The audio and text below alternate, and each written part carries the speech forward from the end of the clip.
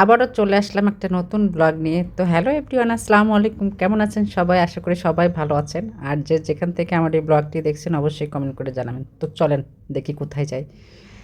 এই মা আমাকে কেমন লাগতেছে এটা? যে মনে হচ্ছে চশমাটা বড় হয়ে গেছে। এটা আপনাদের কাছে মনে হইতে পারে, কিন্তু আমার কাছে না। এটা হলো কিন্তু ফ্যাশন। যাই হোক, আমরা যাচ্ছি এখন লেক ভিউতে একটা বিয়ের অনুষ্ঠানে। এটা জাস্ট ডিসেম্বরের একদম লাস্টে হয়েছে, যে সময়ের সংকটের জন্য ব্লগটা আপলোড দিতে পারি নাই। এই যে কথা বলতে বলতে তো এসেই গেছে, এখন আমার পরিচিত লোকজন খুঁজতে হবে। আমার ফ্রেন্ড, এই যে বিশ্ব সুন্দরী আমার বেস্ট ফ্রেন্ড, আগে দেখা হয়ে গেছে, ও অপেক্ষা করতেছিল আমার জন্য। তো তারপরে আমরা একটু দেখা হলে কি হয় অনেক দিন পরে, যাই হোক সেটাই হলো আর কি। কথাবার্তা, তারপরে কোলাকুলি সব কিছুই হইলো। হওয়ার পরে এই যে আমরা আস্তে আস্তে এবার বিয়ের অনুষ্ঠানের দিকে যাচ্ছি। মা, আমার আরেকটা ফ্রেন্ডের সাথে দেখা হয়েছে, ভালোই লাগলো। এটা হলো মানে আমার ফ্রেন্ড, মানে আমাদের ফ্রেন্ড, মানে আমাদের ফ্রেন্ড মানে আপনাদেরও ফ্রেন্ড। যাই হোক, রাহা এখন কম বেশি আপনারা সবাই চেনেন, কারণ সে হলো আরেক ব্লগার। সাতক্ষীরা এখন বেশ পরিচিত, কারণ অনেক অনেক অনেক অনেক রেস্টুরেন্ট ওপেনিং করে বেড়ায় সে এখন। সমস্ত রেস্টুরেন্ট সে এখন ওপেনিং করতেছে। যাই হোক, এই তো আমরা সবাই একসাথে। আর এই ফার্স্ট টাইম আমাদের হাজব্যান্ডদের নিয়ে আসছি কোনো অনুষ্ঠানে, মানে এই প্রথম আর কি। মানে আমরা ফ্রেন্ড সার্কেল তো অনেকবার গেট টুগেদার পার্টি করি, এই করি সেই করি, কিন্তু এইবার মানে এই অনুষ্ঠানে প্রথম আমাদের হাজব্যান্ডরা একসাথে হলো। তো সবার সাথে পরিচয় করিয়ে দিলাম। আর এই যে একটু একটু গুটি গুটি পায়ে সবাই ভিতরে ঢুকতেছে, আর আমি ক্যামেরাম্যান হিসাবে সবার ভিডিও করতেছিলাম। যাই হোক, তারপরে ভিতরে ঢোকার পরে ও মা কি অবস্থা! এ তো দেখি মানে পুরাই, হ্যাঁ, তাও যা হোক, আস্তে আস্তে আসার পরে এই যে সামনের দিকে আসলাম, অনেক ভিড় টিড় ঠেলে আসার পরে দেখি বিয়ে তো হয়ে গেছে অলরেডি। তারপরে এক এক করে অনেক বান্ধবীর সাথে দেখা। আর এই যে আমার যে বান্ধবীর মানে মেয়ের বিয়ে আর কি, সেটা এই বান্ধবীর মেয়ের বিয়ে। তো আসলে অনেক খারাপ লাগতেছিল। মেয়ে বিয়ে হওয়ার কষ্ট আসলে, মানে মেয়ে বিয়ে হওয়া অনেক আনন্দের, কিন্তু মেয়ে বিদায় দেওয়ার কষ্ট আসলে আহ, একমাত্র মাই জানে যে কতটা কষ্ট। ছোটোর থেকে অনেক অনেক অনেক কষ্ট করে বড় করে তারপরে পরের হাতে দেয়া, এটার মতো কষ্ট আসলে নাই। যাই হোক, তারপরে অনেক আনন্দের বিষয়টা। আর এই যে নতুন বর আর নতুন বউ, অনেক মাশাল্লাহ অনেক অনেক সুন্দর লাগতেছিল, এত ফিটি লাগতেছিল বলার মতো না। মানে আমি চিনতেই পারতেছিলাম না, খুব খুব সুন্দর লাগতেছিল মাশাল্লাহ। সবাই দোয়া করবেন আমাদের মেয়ে জামার জন্য। আর আর দেখেন কি পরিমাণে মানে লোকজন ছিল, কি পরিমাণে লোকজন ছিল মানে বলার মতো না। তারপর আমরা একটা সাইডে এমনি সবাই বসে আর কি কথাবার্তা বলতেছিলাম। কিন্তু মেন কথা হলো সমস্যা, আমরা তো বিয়ে বাড়িতে আসছি, খাইতে আসছি, কিন্তু খাওয়ার কোনো জায়গাই পাইলাম না। মানে একটার পর একটা লোকজন বসতেছে, কোনোভাবেই আর কি আমরা অনেক অনেক অপেক্ষা করার পরেও মানে এখন বউ দেখেন আর কি, অপেক্ষা করার পরে আমরা কোনোভাবেই খাইতে বসতে পারতেছিলাম না। মানে এত পরিমাণে লোকজনের ভিড় ছিল। তারপরে অনেক কষ্ট করে একটা টেবিল আমাদের বুক করে দেওয়া হয়েছিল, সব একসাথেই বসছিলাম আমরা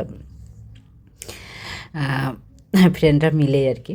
তো বসার পরে যেহেতু আমরা অনেকজন ছিলাম, প্রায় 15-20 জন ছিলাম, তো একটা টেবিলেই আর কি আমাদের হয়ে গেছিলো। তো এই যে বসার পরে সবাই তো কম মানে মানে হচ্ছিল না, অনেক কষ্ট করে আমরা আসলে মানে একটা চেয়ার এরকম গায়ে করে নিয়ে বসছি। অনেক কষ্ট করে, যেহেতু সব টেবিল ফুল হয়ে গেছে। আর এই যে আমার বসার জায়গা দেখেন, আমি এমন একটা অসুবিধার জায়গায় বসছি, খুব আমি হাসতে হাসতে পুরা শেষ। তো আমি খাবো কী করে, দেখা যাক কীভাবে খাই। চলেন, এই তো খাওয়া দাওয়া শুরু করে দিছে। তো খাওয়া দাওয়ার পর্ব চলতেছে, এবার আমার খাওয়ার পালা। একটু দেখেন আমি কিভাবে খাই, কিন্তু সমস্যা মনে করলে আসলে সমস্যা, না করলে সমস্যা না, কোনো ব্যাপার না। বিয়ে বাড়িতে কত রকম সমস্যা থাকতেই পারে। এই তো আমি তো জায়গাটা পাইছি, এটাই সব থেকে বড় কথা। তারপরে এই যে আমার প্লেটে ভাত দেওয়ার পরে আমি যে এদিক ওদিক কেন তাকাচ্ছি আমি নিজে জানি না, কি কি দেখতেছিলাম নিজেও জানি না। তারপরে আমি সালাদ নিলাম, মানে আমি আসলে খাইতে পারতেছিলাম না, বলতেছিলাম যে আমার একটু বেশি বেশি করে সালাদ দেওয়ার জন্য। মানে আমি বিয়ে বাড়িতে গেলে আমি বুঝি না এই জিনিসটা আমি কেন করি। বিয়ে বাড়িতে যে মানুষ অনেক কিছু খায় আর আমি খাই শুধু সালাদ, মনে হচ্ছে বাসায় জীবনে সালাদ খেয়ে থাকি না, এরকম একটা অবস্থা। মানে আমি ওই যে বিরিয়ানি টিরানি এগুলো আমি পছন্দ করি না, সেই জন্য মানে বিরিয়ানি দেখলেই আমার খুব সালাদ খেতে ইচ্ছা করে। মানে সালাদ ছাড়া আমি কোনোভাবেই চিন্তাও করতে পারি না যে বিরিয়ানি খাবো, শসা ছাড়া, শসা টমেটো ছাড়া। যাই হোক, এক খাবলা আমার সালাদ দিয়েছে আমার প্লেটে, দিয়ে আমি ওইটাই খাচ্ছিলাম আর দেখাচ্ছিলাম আপনাদের। তো কোনো সমস্যাই হয় নাই, আমি একটু একটু করে যেহেতু খাচ্ছিলাম, একটু সমস্যা হচ্ছিল খাইতে, তারপরে কোনো সমস্যাই না। আর এই যে সবাই খাচ্ছিল, আমার অলরেডি খাওয়া, সবার আগে আমার খাওয়া শেষ। মানে শুধু বিয়ে বলে না, আমি যেখানে যাই, রেস্টুরেন্টে বলো, আমি যেখানে খাইতে বসি না কেন, যাদের সাথে খাইতে বসি না কেন, সবার আগে আমার খাওয়া শেষ হয়ে যায়। কেন জানি আমার মানে খাইতে বসলে মনে হয় কি, আমার এই যে ধানে গরু পড়ে না, একটা কথা আছে, মানে এরকম একটা কথা আছে।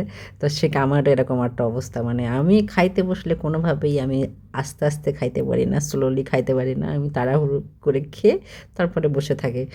যাই হোক, খাওয়া দাওয়ার পরে এই যে এখন অনেক চেনা অচেনা মানুষের সাথে পরিচয় হইলো, আর অনেক অনেক মানুষ আছে, মানে অনেক দিন দেখা হয় না, তাদের সাথেও আজকে দেখা হইলো। অনেক অনেক ভালো লাগতেছিল, মানে অনেক পরিচিত মানুষের সাথে দেখা হয়েছে। তারপরে আর এই যে আমরা এখন আসছি একটা ক্যাফেতে, আমরা অনেকক্ষণ ধরে সবাই একসাথে কথা বলছিলাম, ছবি উঠালাম, অনেক অনেক ছবি উঠালাম, জাস্ট মানে সর উপরে। একটু বেশি হয়ে গেল মনে হয় ছবি ওঠানো, তারপরেও একটাও ছবি ভালো হয় নাই, কি আর করার। যাই হোক, তারপরে এই যে আমার বান্ধবীর হাজবেন্ড কফি খাওয়ানোর জন্য নিয়ে আসে, আর এখানে আমরা অনেকক্ষণ যাবত কথা বলতেছিলাম, গল্প করতেছিলাম, বেশ ভালো লাগছিল, ভালো একটা টাইম। তো আমার ভিডিওটি এ পর্যন্তই, ভালো থাকবেন সবাই।